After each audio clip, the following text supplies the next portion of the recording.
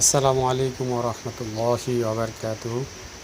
সকল দর্শক শ্রোতা ও বন্ধুদের জন্য জানাচ্ছি, আমি আছি এখন আমাদের কোম্পানির ওয়্যার হাউসে।